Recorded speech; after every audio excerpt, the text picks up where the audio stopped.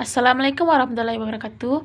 Perkenalkan, nama saya Suci Wandasari dengan NIM 20026102, mata kuliah Preservasi dan Konservasi. Kali ini saya akan menjelaskan materi ke-10 dan ke-14 untuk memenuhi tugas ujian akhir semester. Yang pertama, materi ke-10 itu tentang peta, slide, fotokopi, dan tinta. Yang pertama, peta. Apa itu peta? Peta adalah sarana referensi yang memberikan informasi mengenai letak suatu daerah, keadaan politik, perdagangan, hasil tambang, bahasa, dan sebagainya yang sangat berharga. Peta sangat berfungsi arsip yang merekam sumber data dari kegiatan manusia dalam kehidupan manusia dalam geografis. Apa saja contoh-contoh peta? Yang pertama, peta perdagangan, kedua, peta navigasi, ketiga, peta hasil tambang, peta hasil bumi, yang kelima, peta wisata. Bagaimana cara pemeliharaan peta yang baik? Yang pertama, bentuk lemari dan rak yang sesuai dengan ukuran peta. Yang kedua, letak rak hendaknya sesuai dengan lingkungan sehingga mudah untuk dicapai oleh pemakai. Yang ketiga, bahan dasar terbuat dari kayu yang baik atau besi baja. Selanjutnya, slide. Apa itu slide? Slide merupakan salah satu jenis bahan audiovisual yang banyak digunakan di perpustakaan, terutama untuk mendukung pengajaran dan penelitian. Apa saja macam-macam slide? Yang pertama, latihan slide. Yang kedua, slide 2x2.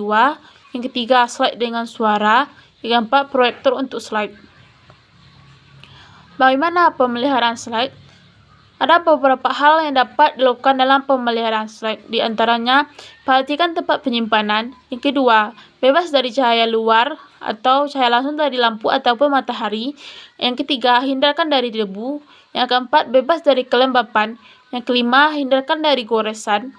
Yang terakhir, pastikan tidak ada kerusakan kabel, putus, atau lensa kotor pada proyektor. Selanjutnya, fotokopi. Apa itu fotokopi? Fotokopi adalah bagian dari kegiatan pelestarian bahan pustaka. Untuk menjaga sebuah buku, misalnya buku tersebut sudah lapuk, hendaknya fotokopinya dipinjamkan kepada pemustaka perpustakaan. Keuntungan memakai fotokopi pustaka, di antaranya untuk menjaga keawetan buku, misalnya buku yang akan dipinjam lapuk, hendaknya fotokopinya dipinjamkan. Yang kedua, buku yang tidak bisa dipinjam keluar bisa dibuat fotokopinya, sehingga bukunya tidak dikhawatirkan hilang atau rusak. Yang ketiga, bagi pembaca akan mempermudah mengcopy artikel-artikel majalah atau bagian-bagian buku sesuai dengan minat pembaca. Yang keempat, bagi pembaca diuntungkan karena tidak perlu keluar perpus untuk mengcopy bahan yang diperlukan. Selanjutnya, tinta. Apa sih itu tinta? Tinta adalah campuran bahan pewarna dengan air, bahkan dari cairan buah yang berwarna atau tumbuhan berwarna. Sejak pada tahun 2500 sebelum Masehi, tinta sudah dikenal oleh bangsa Mesir dan Cina. Hingga pada pertengahan abad ke-15, sejalan ditemukannya mesin pencetak, tinta pun mulai beragam bentuknya, disesuaikan menurut keperluan cetakan. Syarat yang diperlukan bagi tinta yang baik adalah, diantaranya, pertama, menghasilkan tulisan permanen dan warna tinta menjadi hitam dalam waktu beberapa hari. Yang kedua, tinta harus dapat mengalir dengan cepat dari pena dan mengendap dengan baik dalam serat kertas tanpa menembus pada lembaran. Yang ketiga, tinta tersebut tidak mengumpul dalam botol. Keempat, bila terjadi korosi antara tinta dengan pena, tulisan dihasilkan harus lekas kering. Selanjutnya, materi ke-14 yaitu tentang pelestarian nilai informasi. Dokumen, baik secara fisik maupun informasi yang terkandung di dalamnya, perlu dilestarikan bersama sebagai suatu rekaman budaya atau sejarah kehidupan bangsa yang menjadi kebanggaan dan acuan dalam pengembangan budaya bangsa di masa mendatang. Pemeliharaan dokumen tidak ditujukan pada dokumen yang sudah tua atau rusak saja, tetapi juga pada bahan pustaka yang baru. Untuk pelestarian nilai informasi bahan pustaka perlu dilakukan dengan alih bentuk dokumen ke bentuk mikro atau mikrofilm. Selain itu, dengan teknologi video, sehingga lebih mudah untuk pelayanan, pengolahan, dan penemuan kembali informasi. Yang pertama, mikrofilm, atau disebut juga dengan mikrofotografi, adalah teknik pengurangan sebuah gambar menjadi lebih kecil di mana gambar tersebut tidak dapat dibaca tanpa alat bantu. Layanan mikrofilm merupakan salah satu praktik yang paling umum dan banyak digunakan dalam ilmu reprografi modern. Salah satu tujuan paling utama dalam perekaman mikrofilm adalah untuk melestarikan dokumen langka, menjaganya dari kerugian dan kehancuran, dan karena kualitas fisik dokumen yang menurun. Cara penyimpanan arsip mikrofilm dapat dilakukan dengan cara digulung, dimasukkan dalam kaleng tertutup dan tahan karat, serta dibungkus dengan kotak, koran, dan disimpan pada mikrofilm kabinet yang terdiri dari beberapa laci dan mempunyai sirkulasi yang baik. Salah satu tujuan paling utama dalam perekaman mikrofilm adalah untuk melestarikan dokumen langka, menjaganya dari kerugian dan kehancuran, dan kualitas fisik dokumen karena kualitas fisik dokumen yang menurun. Prinsip mikrofilm sudah dikenal sejak lebih dari 150 tahun, akan tetapi penggunaan mikrofilm baru menjadi metode yang sangat populer setelah Perang Dunia Kedua. Hal ini terkait dengan teknik untuk memproduksi halaman yang dicetak. Keberadaan mikrofilm di perpustakaan.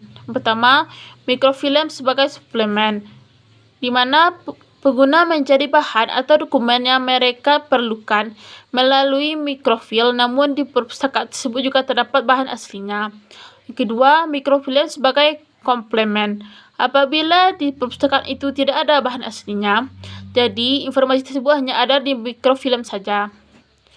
Pembuatan mikrofilm pada dasarnya seperti pengambilan gambar dengan sebuah kamera. Hal tersebut tidak dibuat dengan hard copy-nya, hanya filmnya saja. Beberapa pertimbangan penyebab dibuatnya mikrofilm. Yang pertama, bahan sudah rusak sehingga tidak perlu disimpan lagi. Yang kedua, bahan masih baru tetapi nilai fisiknya tidak penting dalam penghematan ruangan. Yang ketiga, bahan sangat penting kalau dipinjamkan dikhawatirkan rusak. Alasan penggunaan mikrofilm di perpustakaan, di antaranya pertama, melestarikan koleksi yang mempunyai nilai sejarah. Yang kedua, menyelamatkan koleksi yang sudah rusak. Ketiga, melengkapi koleksi yang tidak tersedia. Yang keempat, menghemat uang dalam pengiriman. Yang kelima, mengurangi kerusakan. Yang kedua, CD-ROM atau Compact Disc Read Only Memory. CD-ROM adalah sebuah cakram padat dari jenis cakram optik yang dapat menyimpan data. Ukuran data yang dapat disimpan saat ini bisa mencapai 700 MB atau 700 juta peta. CD-ROM bersifat baca saja. Untuk dapat membaca isi CD-ROM, alat utama diperlukan adalah kanal CD. CD-ROM atau akronim dari Compact Disc Read Only Memory merupakan adaptasi dari CD pada umumnya yang dirancang untuk menyimpan data komputer dalam bentuk teks dan grafik, serta suara stereo hi-fi. Jenis-jenis dari piringan atau media optik adalah pertama, Optical Read Only Memories atau OROM adalah piringan di mana informasi hanya dapat direkam sekali, juga termasuk CD audio, CD interaktif, atau CDE. Yang kedua, Write on Read Many Memory atau Write on Read Forever Disk. Misalnya, ROM disk atau CD-ROM. 4. Disk Programmable Read Only Memory dan Data ROM. Ketiga, Erasable Memory, misalnya CD-ROM. Compact Disc Erasable Programmable Read Only Memory dan Data ROM. Alasan teknologi ini sangat diminati adalah pertama, merupakan sarana penyimpanan berkapasitas tinggi. Yang kedua, beberapa jenis dari teknologi ini tidak mahal Berapa jenis dari teknologi ini tahan lama? Yang keempat, tahan terhadap gangguan-gangguan yang disebabkan oleh elektromagnetik. Yang kelima, kebanyakan portable. Yang keenam, mudah dihubungkan dengan PC. Pelestarian CD-ROM. Di antaranya itu memperhatikan sifat dan watak PC. Yang kedua, disk drive harus rajin dibersihkan dengan alkohol. Hindari adanya virus pada PC. Jaga temperatur ruang tetap dingin, standar kelembapan berkisar antara 40–60%. Tempatkan disket pada tempat yang terlindung dari sinar matahari dan sumber panas lain. Keunggulan CD-ROM. Pertama, memiliki daya tampung besar. Yang kedua, memudahkan penelusuran literatur. Yang ketiga, memudahkan pembuatan katalog. Yang keempat, tidak menggeser kedudukan pustakawan. Yang kelima, membantu pustakawan. Yang keenam, mempercepat penerbitan di Indonesia. Itulah materi ke-10 dan ke-14 yang dapat saya sampaikan. Dan untuk memenuhi tugas ujian akhir semester, saya sudah dengan Assalamualaikum warahmatullahi wabarakatuh.